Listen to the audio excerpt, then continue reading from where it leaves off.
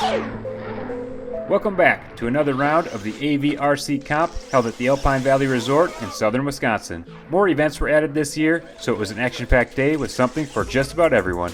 We actually kicked things off on Friday evening with a very basic parking lot track. We had a few low-C Pro motos going, and the smooth track made for some good racing. The stock tires hooked up well enough, but the Supermoto tires definitely looked like they had a bit of an advantage. We had a good mix of four-wheeled vehicles as well, and this was just a great reminder that you don't need much to have a lot of fun with RC. After getting some dinner at the on-site restaurant, we headed into the woods for a night crawl. The loop I picked out was about a mile long and went through some of the mountain bike trails, up a rocky creek, and across the ski hill for a nice variety. These Friday editions were pretty last minute, and they were more of just a bonus for those that wanted to show up early since there was no competition involved. Saturday morning kicked off nice and early with the 5K scale enduro where participants ran or walked behind their vehicles. This was even more of a last minute addition, but it would be cool to see it grow. It was held on the mountain bike trails and you could run just about any rig, but the axial rift was hard to beat. It consisted of 3 laps on about a 1 mile loop with quite a bit of climbing, which made for a really good workout. While these guys might not have been the fastest, it looked like they were having the most fun.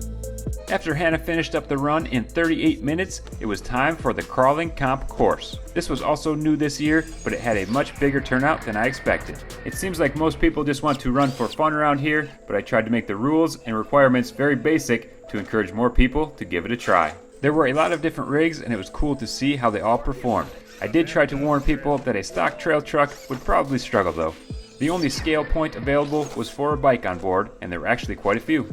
There were some optional bonus gates, which Jesse used to win with the score of 0, even though he didn't have a perfect run. It was still really impressive to watch though. Just finishing the course within the time limit proved to be very challenging, and only a few managed to do so. While this was going on, and any time that you wanted throughout the day, the trail crawling course was open to run. While most people do just run this one for fun, the rules and requirements again were kept very simple if you did want to keep score. This waterfall was an awesome addition that the Alpine Valley crew actually built and brought up a pump to keep it running throughout the day. This group had some great looking trucks, but I was a little worried as they headed into the axial axle grind feature. I did test it, but I was also pretty sure there would be some carnage.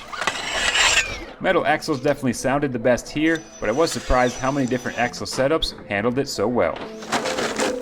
The overall goal for this course is to have enough easy gates to be fun with a stock truck and enough hard gates to be challenging for some pretty tricked out ones. That can be a difficult balance to find, but no one had a perfect run and it seemed like everyone had fun, so maybe it was close enough. There's a good mix of terrain out here, so I tried to set up lines that challenge your truck and driving skills on ups, downs, and side hills. While the axial adventure loop was optional and did not count towards your score, I tried to give people some incentive to go up there. Everyone that took a picture on it had the chance to win an SCX-24 and trailer. It is more trail focused and has some really cool spots, including some steep climbs and tight woods. We had quite a few people keep score, and the winner was Billy with 1 point. I would have loved to see him navigate some of the trickier sections. Racing was next, and I decided to split it up into different classes this year, starting out with solid axle. This was actually the only driving I did on this day, since my participation did not add any length to the program.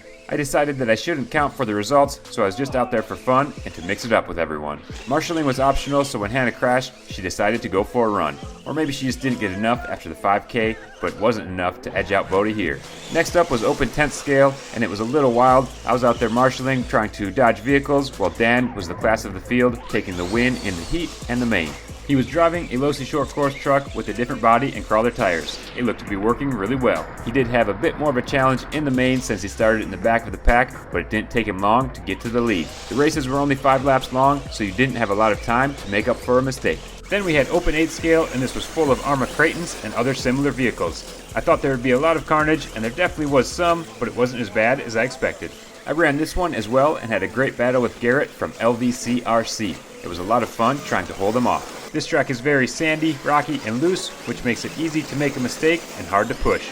Throw some lappers in there and things get pretty interesting pretty quick. We both had hang-ups in both races, but we managed to keep it nice and close. I was just wishing the races were longer so we could keep it going. The track changes with rocks moving and people get hung up pretty often. Sometimes they are in the line that you want to take, so you have to find a new one. That just adds to the challenge, fun, and excitement though. Since we had so many people show up for this, we decided to split it up into one more class, and it looked like Dan was going to get it done here, but a mechanical took him out, so Billy went on to take the win. Finally, we had a dash for cash that was only 2 laps long, and you could run any vehicle. Garrett kept it together here for all the money. Then we moved on to the hill climb event, where the Burlington Hobbies bounty was on the line. The winner of the youth class took home a 24 scale, which ended up being Josiah, who backed up his performance from last year, and each of the winners of the rest of the classes had a chance at a 10th scale kit. Due to time constraints, you only had one chance to move on, so every run counted. If no one ended up making it to the top, whoever made it the furthest without crashing was the winner for that round. The solid axle class was full of rifts, and it seemed like being smooth was key here. It looked easy to get a little too aggressive, fall off line, and get past. The final came down to 3 vehicles, and I was wishing I was one of them, but Joe was first to the top here. The open class was for pretty much any vehicle with independent suspension and 6x6s. These had a bit more speed to work with, which kept the racing exciting. It was cool to see some similar and some very different rigs go head to head. I was surprised at how many passes there were in the middle and near the top of the hill. Just getting the jump on the start did not mean you were going to finish ahead. After a slow start, Phil pinned it here for a wild win.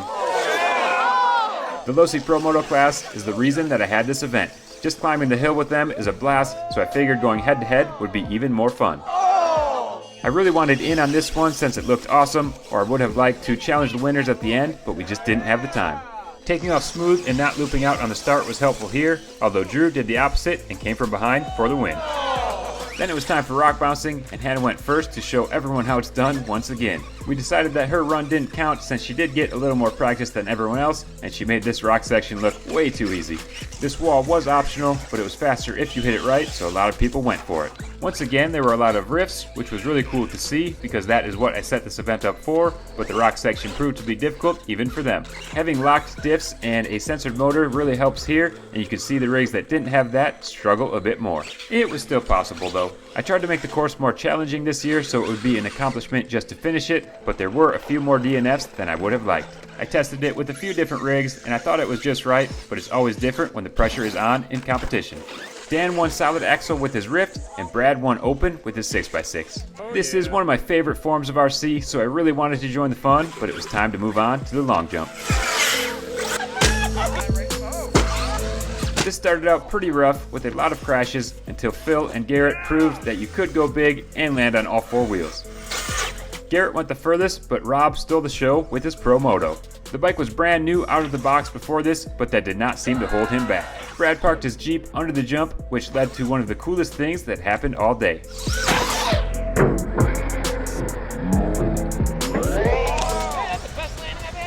More cool stuff happened after giving away the trophies when Matt, who won the Axial CJ7, decided to give it to a young girl and absolutely make her day. That was such a generous thing of him to do and a great way to end the event. The only thing better than that is that this area at Alpine Valley is now open for public RC use on non-event days. I want to give a huge thank you to everyone at AV who helped make this happen. This could be huge for the local RC community, so I hope to see you guys out there soon. You can get more info in the description below. I want to give all of our sponsors a huge thank you for providing some great products to give away. Horizon Hobby did much more than I expected with a bunch of axial kits along with Proline tires. We also had Burlington Hobbies, Joe Ropes, Jen's Ace, Canyon Coolers, Scale Metal Supplies, Reefs, and Three Brothers RC help out, while Good Time Crawlers put up some money for the top 3 of the comp course. I was happy to see a strong turnout of around 100 people, and I hope everyone had a good time. Thanks for watching.